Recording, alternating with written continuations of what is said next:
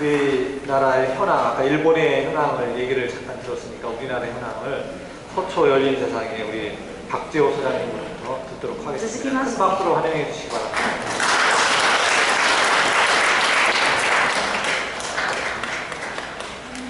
예. 현황을 통계 중심으로 말씀을 드리는 건 간략하게만 하겠습니다. 워낙 많이 들어보신 내용들일 것 같고요. 정신보건법이 시행된 지 이제 20년입니다. 내년이 이제 시행 20년이고요. 작년이 제정 20년이었는데, 정신보건법이 제정됐다는 것은 우리나라의 수용 중심의 정신보건 정책을 지역사회 기반으로 전환하겠다는 의미입니다. 그러면 이제 지역사회의 기반이 더 좋아져야 되고, 지역사회로 나오신 분들의 삶이 더 편안해져야 할 텐데, 그 20년의 결과가 과연 어떤 건지 몇 가지만 간략하게 보겠습니다. 2014년 장애인 실태조사, 2015년 장애인 100서를 참고했습니다. 첫 번째로 교육 수준이 굉장히 높습니다. 정신장애를 가진 분들이. 그에 비해서 취업률은 굉장히 낮습니다. 15개 장애 유형 중에서 대부분의 지표가 하위 두 번째, 세 번째입니다. 빈곤, 그리고 주거 수준도 동일한데요. 15개 장애 유형 중에 두 번째로 빈곤하고, 장애인들 중에 자가 소유율은 가장 낮습니다. 아시다시피 OECD 국가 중에서 두 번째로 재입원율과 장기 입원율이 증가하고 있는 나라. 그리고 정신장애에 대한 편견이 우리 사회에서 갖는 편견 중에서 가장 심각한 양상으로 나타나 있습니다. 이러한 편견, 정신장애 치료의 대상, 이런 생각들로 인해서 주거, 교육, 고용 같은 생활 전반의 차별, 배제 이런 것들이 형성이 되고, 그 결과로 인해서 정신장애인이 다시 사회적으로 열악한 처우에 처해지게 되고, 그것이 다시 이제 재입원율과 장기 입원으로 이어지는 그런 순환고리가 형성이 되어 있습니다. 제 아침에 저희 회원분들이랑 정신장애를 가진 분들의 복지차별에 대해서 1시간 반 동안 같이 토론을 하고 왔는데요. 제 회원분들한테 물어봤습니다. 지역사회에서 살아가면서 뭐가 제일 필요하십니까? 행복하게 살기 위해서 정신장애를 가진 분들에게 뭐가 필요합니까? 라고 물었더니 제일 많이 나온 대답은 소득, 돈, 주거, 친구, 그리고 제 책임, 이렇게 말씀하시는 분들 좀 있었고요. 그리고 약, 이렇게 있었습니다. 다른 곳에 가서 저희 정신장애를 가진 분들을 만날 때 물어봐도 비슷한 대답을 하고, 장애인 실태조사에서 장애인들의 욕구조사를 하면 거의 그 순위가 비슷합니다. 장애 유형에 관계없이 1순위는 소득입니다. 먹고 사는 게 힘든 거죠. 소득, 취업, 그리고 주거, 의료, 이거는 장애 유형에 관계없이 다 똑같습니다. 근데 복지는 굉장히 차이가 많죠. 복지 차별이 굉장히 심해지고 있습니다. 그 이유는 장애인 복지법이 점차 장애인 복지의 플랫폼화되어 가고 있습니다. 장애인 복지 기본법처럼 되어가서 장애인 복지법의 적용을 받는 장애인들에 대한 복지 서비스는 점점 더 커져가고 있습니다. 다행인 거죠. 근데 아시다시피 정신장애인들은 복지 서비스에서 상당 부분 배제되어 있습니다. 지하철 무료로 타는 거 외에 사실 뭐 얼마나 있습니까? 별로 없단 말이에요. 그래서 제가 이런 설명하니까 저희 회원분이 왜 그렇게 됐나요? 이렇게 묻더라고요. 왜 이런 일이 벌어졌나요? 정신장애의 법적 지위라는 개념으로 풀어낼 수 있습니다. 어떤 인구 집단에 대해서 사회가, 국가가 어떻게 정의하고 그 사람들에 대한 사회적 대응을 어떻게 할 거냐, 그게 이제 법적 지위로 나타날 건데, 1970년에 사회복지사업법이 제정이 됐습니다. 그때는 정신질환자라는 말은 없고 불황인에 대해서만 관리를 하게 되어 있었고요. 1981년에 심신장애자 복지법이 만들어졌습니다. 근데 그때는 정신장애가 장애 범주에 들어와 있지 않았습니다. 근데 93년에 사회복지사업법 개정되면서 정신질환자가 포함이 됐어요.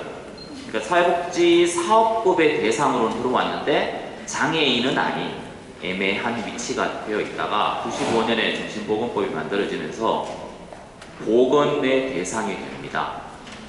그 20년의 결과가 아까 말씀드린 그런 내용이고요.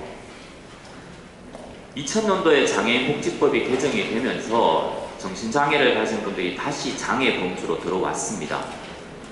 근데 장애인 복지법 15조에서는 여전히 정신장애를 가진 분들을 배제하는 조항을 담고 있습니다.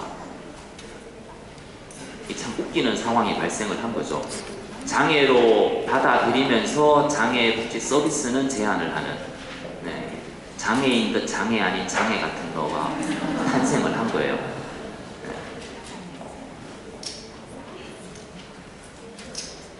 저희 회원분들이 말씀하시는 내 삶이 행복하게 살기 위해서 필요한 거, 소득, 주거, 직업 이런 것들이 결국 복지체계를, 복지 시스템을 위해서 공급이 되는데 그 공급의 루트를 차단하는 그 결과가 삶의 현상으로 나타나는 것이라고 생각을 합니다. 오늘 주제가 정신장애인 지역사회 통합입니다. 지역사회 통합을 가장 단순하게 설명하면 딱 두 가지입니다. 하나는 당사자의 과제가 있어요. 당사자의 과제는 자신이 사회 속으로 들어가기 위한 노력을 하시는 거예요. 그게 핵심은 뭐냐면 자기관리입니다. 자기관리. 그 자기관리는 증상관리, 약물관리, 이런 의료적인 것뿐만 아니라 신체적인 건강관리, 정서적인 관리, 직업적인 관리, 재정관리, 대인관계 관리 다 포함이 되는 거죠. 그 과제도 중요한 축이 되고요. 그 과제를 수행하는 데 있어서 핵심은 당사자의 자기관리 능력을 어떻게 지원할 것인가요? 그 당사자의 자기관리 능력은 삶의 통찰에서 얻어지거든요. 그 제가 말씀드리는 통찰은 우리가 의료에서 얘기하는 인사이트, 병식이라고 얘기되는 그 인사이트랑은 좀 다른 개념이에요. 영어로는 인사이트가 맞는데 우리는 인사이트를 잘못 써요. 병식이라고 해석을 하면서 마치 인사이트를 병을 받아들여, 병 있다는 거 인정해, 이렇게 사용이 되는 거에 대해서는 굉장히 마음이 아파요. 실제로 예를 들어서 김나무 대표처럼 자기관리를 잘 하시는 분들은 자기 삶에 대한 이해가 깊으신 분들이에요. 그런 측면에서 베델의 집에서 하는 당사자 연구는 굉장히 효과적인 도구가 됩니다. 자신을 연구하고 자신을 이해하는 분들이기 때문에. 근데 이제 문제는 우리 사회에서 특히나 이제 우리 사회에서 정신장애를 너무나 생물학적인 요인으로 몰아가다 보니까 당사자의 결함으로 자꾸 본다는 거예요. 그래서 대부분이 이런 겁니다.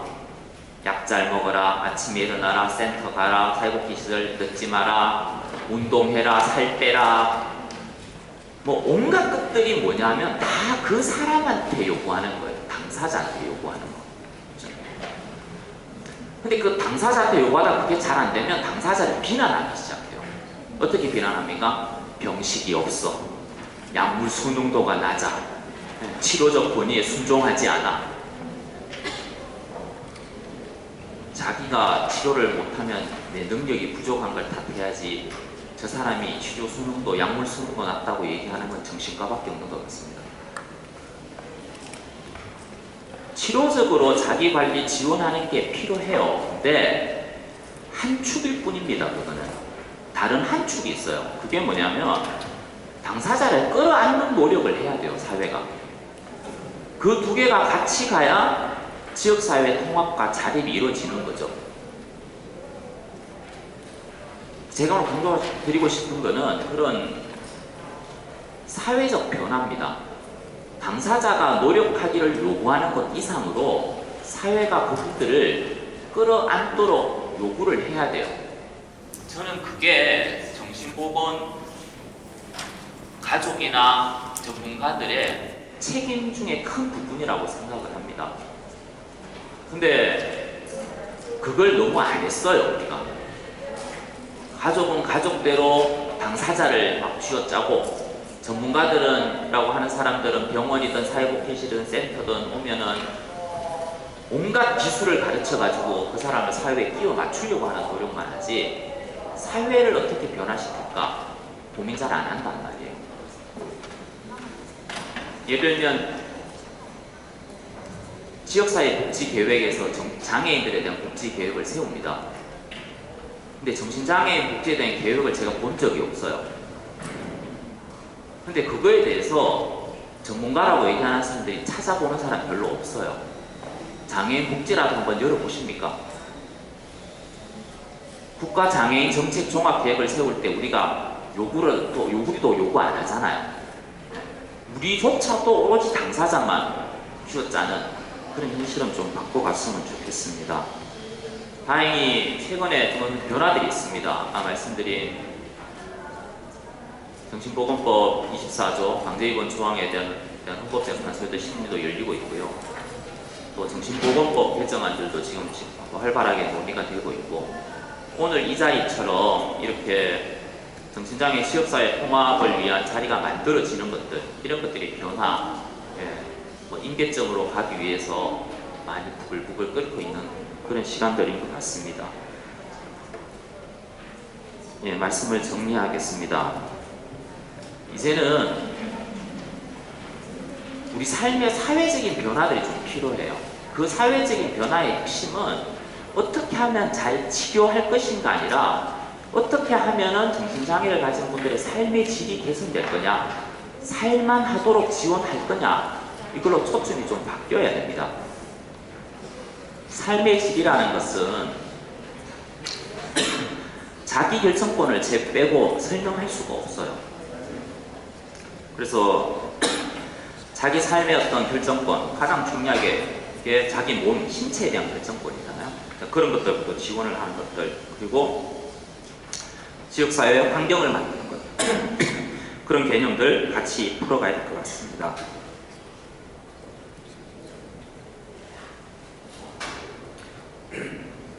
그래서 이제 기본적으로는 정신장애에 대한 개념 정의부터 좀 달라져야 된다고 봐요.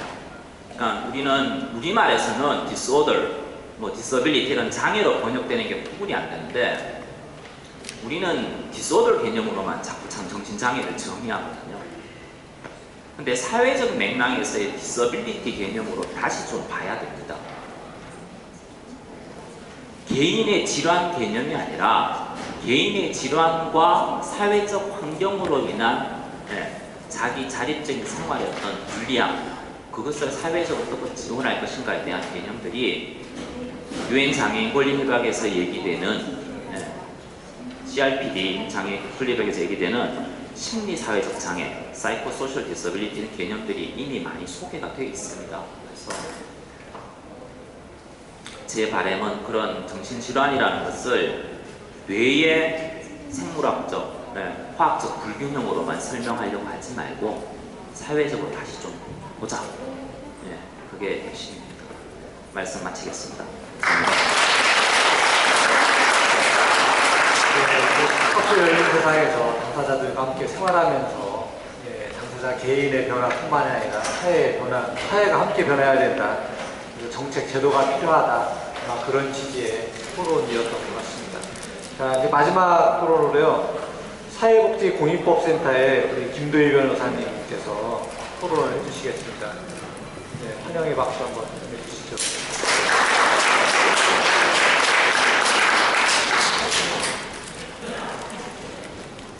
김도희입니다. 정신장애를 가지고 지역사회에서 각자의 몫을 하면서 당당하게 살아가는 베드레지 사람들의 사례를 책으로 먼저 접하고, 그리고 직접 올해 1월에는 다녀오기도 했는데 역시 이제 무척 감동적이었고요. 이 공동체의 가치와 철학은 그 주류, 현대사회를 지배하고 있는 주류의 것과 매우 상반되고, 그래서 정신장애에 대해서 정말 무지랭이였던, 아무것도 모르던 제가 이 분야에서 일을 하고 싶다고 마음 먹을 정도로 가슴이 뛰는 그런 곳이었습니다. 인간이라면 누구나 살면서 힘든 일을 겪고 그것을 통해서 성장을 하고 한 걸음씩 앞으로 나아갑니다. 적어도 그럴 권리가 있습니다. 그러나 정신병원이나 요양시설에서 살아가는 정신장애인에게 이런 권리가 성립하기는 쉽지가 않아 보입니다. 뭐 정해진 시간에 약을 먹고 뭐 운동을 하고 잠을 자고 뭐 이런 생활의 반복이기 때문이죠. 이런 상황에서 베드레직 사람들은 오히려 고생할 권리, 성장할 권리를 되찾겠다고 합니다. 그것도 뭐 혼자나 이제 뭐 두어 명이 아닌 때를 지어서 그런 권리를 내놓으라고 세상에 선포를 합니다. 남들 다 하는 고생이니까 우리도 하겠다고. 주변 사람들의 편견이나 부정적인 시선도 두 팔 벌려 환영합니다. 남들은 어떻게든 없애려고 하는 환청, 환시, 망상 이런 것들에게 인격을 부여하고 그것과 좋은 관계를 맺고 사귀려고 합니다. 일하면서 힘들어서 혹은 귀찮아서 땡땡이를 칠 때도 당당하게 내가 땡땡이를 침으로써 그만큼 일자리를 창출하는 거다. 네, 이렇게 말합니다. 약하다는 것을 부끄러워하지 않고 개개인이 약하기 때문에 오히려 그 약함을 가지고 관계의 소중함을 알고 연대할 수 있다고 믿습니다. 이것은 흔한 발상의 전환일 수도 있고 비장애인을 향한 작은 손내밈일 수도 있으며 또는 어떻게든 살아보겠다는 이들의 발버둥으로도 보입니다. 그러나 그것이 무엇이든 간에 저에게 이런 베드레직 같은 곳은 참 고마움을 느끼게 하는 존재였습니다. 그런데 말씀드린 것처럼 병원이나 시설 중심의 구조에서는 이런 공동체가 나오기는 쉽지는 않은 것 같습니다. 왜냐하면 좁은 의미에서 이른바 치료나 재활이라는 것은 정신장애인이 인간답게 살아가기 위한 필요 조건은 될지 몰라도 이것이 충분 조건이 될 수는 없기 때문입니다. 그렇기 때문에 이들이 인간으로서 권리를 온전히 향유하면서 살아가기 위해서는 삶에서 어떤 포지션으로 생활할 수 있는지까지 당사자는 물론이고 사회가 함께 고민하지 않으면 안 된다고 생각합니다. 치료는 물론 중요한 부분이지만 정신장애인의 삶에서 한 단면이라고 생각합니다.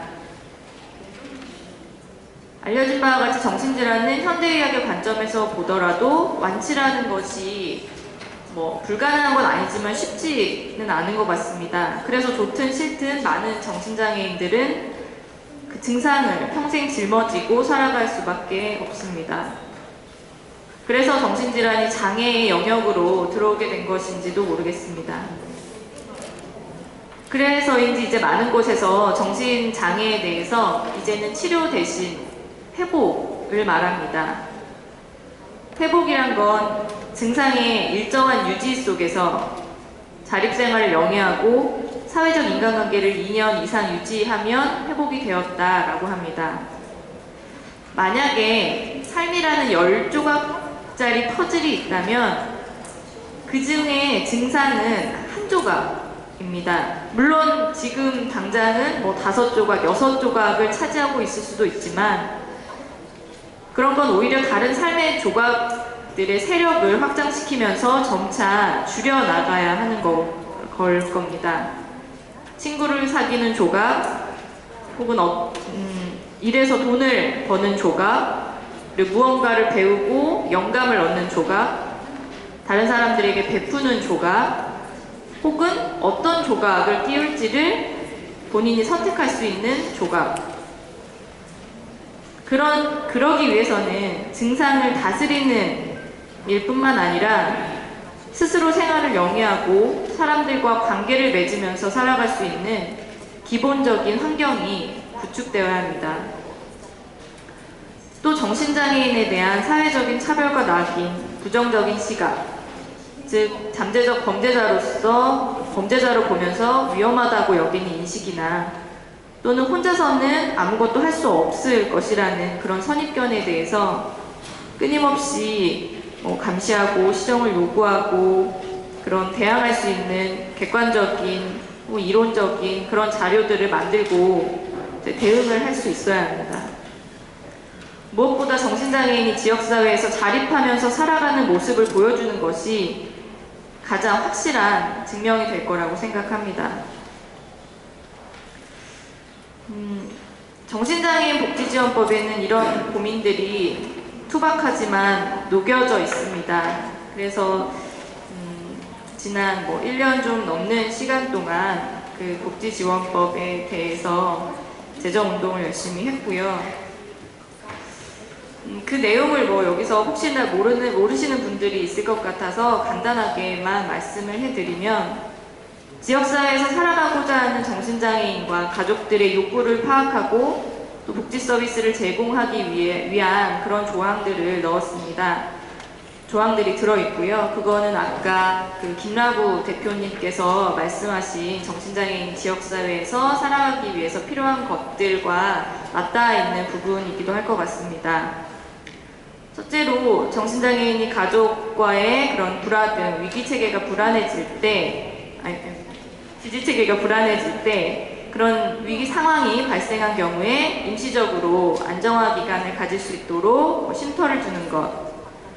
둘째로 대인관계 기술이 좀 부족하고 생활이 다소 폐쇄적인 정신장애인들이 청소나 요리, 행정 일처리 같은 그런 일상생활에 필요한 조력을 받을 수 있는 것. 셋째로 정신장애인에 대한 편견과 낙인, 차별적 관행을 해소할 수 있도록 모니터링을 하고 인식 개선을 위한 홍보나 교육을 의무화하는 것. 넷째로 정신장애인들이 자신의 능력을 최대한 활용해서 일할 수 있도록 그 장애 정도에 따라서 일자리를 주거나 창업을 지원하거나 혹은 그 직업 훈련을 받을 수 있도록 하는 것. 또 다섯째로 적정한 생활 수준을 유지할 수 있도록 연금제도 같은 소득 제도를 개선하는 것. 여섯째로 장애인 가족들에게 이런 정신장애인 회복과 자립을 지원하는 데 필요한 정보를 제공하는 것. 무엇보다 현재의 의료중심 패러다임에서 조금 탈피해서 복지 중심의 시각에서 좀 더 바라볼 수 있도록 정신보건센터를 정신보건복지센터로 변경하는 것.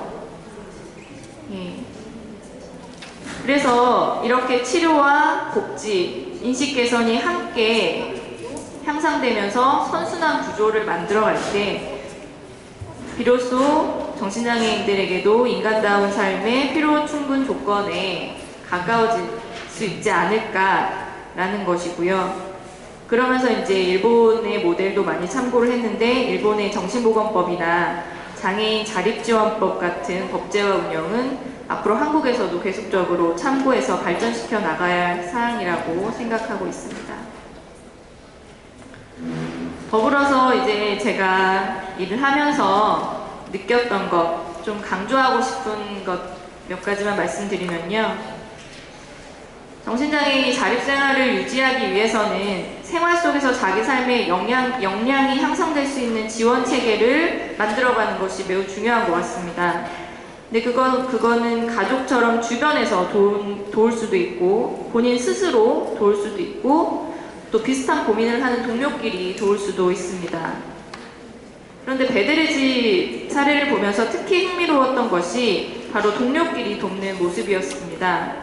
당사자 연구에 대해서도 잠깐 얘기가 나왔지만 지금까지 전문가의 영역으로 여겨지던 그 증상, 치료 부분에 관해서도 당사자가 연구의 객체가 아닌 주체로 등장한다는 점이 매우 참신하게 느껴졌고요. 그래서 직접 참관을 하고 왔는데 그 도구는 생각보다 그 연구에 필요한 조건들이랄까 도구가 매우 간단했습니다. 상호 간의 신뢰를 바탕으로 말하고 듣고 서로 코멘트해주고 처음 봤을 때는 초등학교에서 그 HR 시간 같은 때 학생들이 돌아가면서 요즘의 관심사항이나 취미에 대해서 얘기를 하는 5분 스피치, 그리고 스피치를 하고 나면 친구들이 이제 얘기를 해주잖아요. 그런 걸 연상하게 했습니다. 그래서 솔직히 처음엔 다소 가볍게 느껴졌던 것도 사실입니다. 그러나 일단 재미있었습니다. 정신장애인들의 환청이나 망상 이런 것들에 대해서 얘기하는 것이 재밌냐, 너무 제3자 입장이라고 함부로 말하는 거 아니냐라고 생각하실 수도 있겠지만 실제로 연구 분위기가 매우 편안하고 계속 이제 웃음도 끊이지 않았고 자연스러웠습니다. 당사자 연구가 실제로 어떤 그런 효과가 있는지 궁금하시다면 제가 참관했던 날 주인공의 얘기를 들어서 말씀을 드리고 싶은데요. 그분이 말씀하시길 내가 담배를 피우고 사람들에게 못되게 굴고 일도 열심히 안 하고 게으름을 피우면 환청 씨라고 말씀들을 하시는데 환청 씨는 나쁜 말을 합니다. 하지만 내가 담배와 술을 끊고 사람들에게 친절하게 웃으면서 대하고 일을 열심히 하면 환청 씨가 좋은 말을 합니다. 아까 그 가메이 씨의 체험과도 좀 비슷한 얘기인 것 같은데요. 결국 환청 역시 자신의 내면에서 나오는 소리이기 때문에 본인의 자존감이 높아지면 악한 환청 씨도 선한 환청 씨로 변할 수가 있고 환청이 완전히 사라지진 않더라도 서로 공생할 수 있게 되어간다는 것입니다. 이처럼 각자의 체험과 동료를 믿고 연습을 통해서 증상을 받아들이고 자신의 상황에 적응하면서 증상과 함께 살아가는 방법을 익혀가는 것. 그것은 당사자들이 지역사회에서 증상을 관리하면서 살아가는 데 큰 힘이 될 것임이 분명해 보였습니다. 이 당사자 연구에 대해서 좀 더 궁금하신 분들은 여기 계신 무카야치 선생님께서 발제자분께서 쓰시고 지금 통역을 해주시는 이진희 선생님께서 번역을 하신 네츠 당사자 연구라는 책이 나왔습니다. 어제 출판 기념회가 있어서 저도 다녀왔는데요. 보니까 저쪽에서 판매도 하고 있는 것 같고 거기 이제 자세하고 재미있게 설명이 되어 있으니까 참고에 도움이 필요하신 분들은 보시면 될 것 같습니다. 이 당사자 연구에 대해서 제가 흥미를 가지면서 좀 이것저것 찾아보면서 접하게 된 게 이야기 치료, 내러티브 실천이라고도 하던데 이제 그런 게 있다는 걸 또 발견하게 됐어요. 보니까 호주에서 일본과 굉장히 비슷한 시기에 누가 서로 알려준 것도 아닐 텐데 마이클 화이트라는 그 교수가 개발해낸 방법인데 정말 놀랍게도 당사자 연구와 매우 닮아 있었습니다. 화이트 교수 역시 그 내담자들이 솔선수범해서 만남을 주도하고 자신들의 이야기를 할 수 있도록 하는 그런 작업을 했는데요.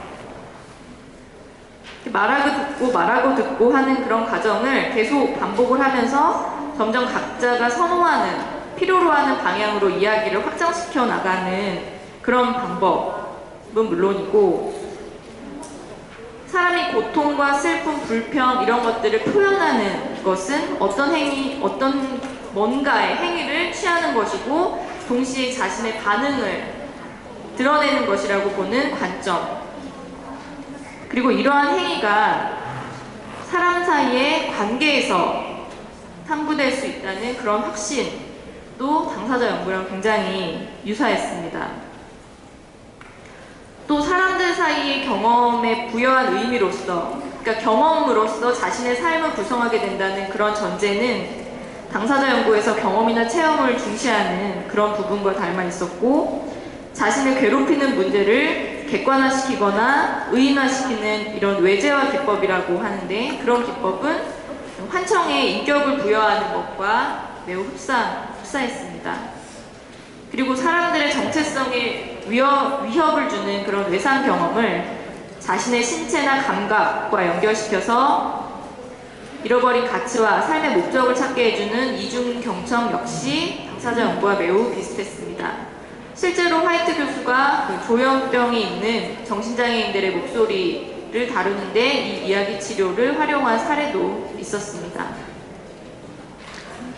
특히 이 이야기 치료에서는 사람들이 이제 능동적으로 반응하고 표현하는 것을 일종의 저항행위라고 하고, 이렇게 개인적이며 정치적인 다양한 그런 양태로서 기존의 문화에 대항해야만 대안적인 삶을 마련할 수 있다라는 그런 거시적 담론으로까지 이런 작업 철학을 밀고 나간 부분이 굉장히 인상적이었고, 당사자 연구와 더불어서 한국에서 같이 참고할 만한 연구법이 아닌가 싶습니다.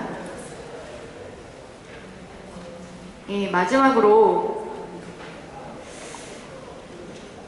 드리고 싶은 말씀은, 하늘에서 뚝 하고 떨어진 천부 인권이라는 게 하늘이 준 것이기 때문에 모든 사람에게 인권은 보장되어야 한다라는 이런 천부 인권이라는 게 정말 과연 있을까요? 그 왕과 귀족의 권리 외에 모든 인간에게 적용되는 인권이란 역사적으로 보면 오랜 저항과 투쟁을 통해서 얻어낸 그런 민부인권으로 보는 게 차라리 진실에 더 가까울 것이라고 생각이 됩니다. 인권을 요구하지 않는 사람들의 인권까지 알아서 권리를 챙겨주는 사회는 지금까지 없었습니다.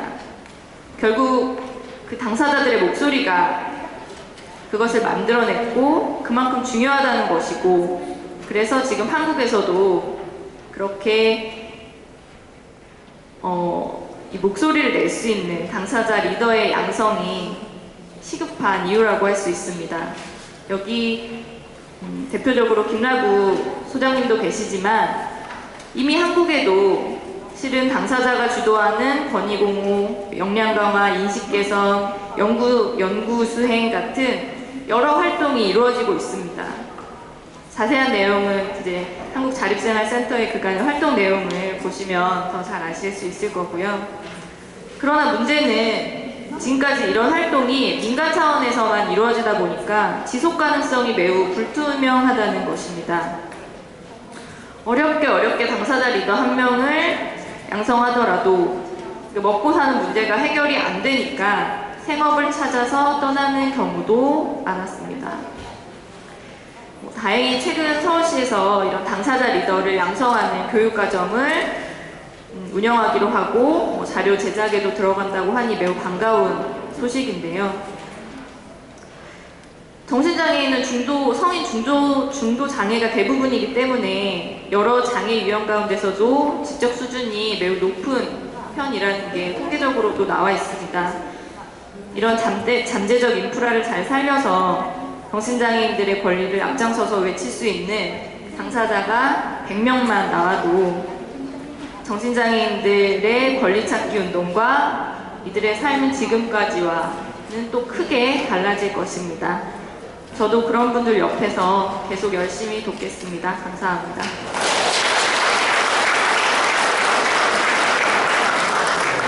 정신장애인의 지역사회 통합이라는 주제로 이야기를 들었습니다. 다만 일본의 정신장애인 사회통합의 이야기를 들었고요. 거기와 관련해서 우리의 김나우 대표님이 어떻게 보면 우리 정신보건 정신장애인의 삶의 과거를 말씀해 주셨다면, 박재호 수장님께서 현재 우리의 현황들을 말씀해 주셨고요. 김도희 변호사님이 우리의 앞으로 나아갈 미래를 이야기해 주시지 않았나 생각이 듭니다. 저희가 2시 10분에 시작을 해서 원래 계획된 시간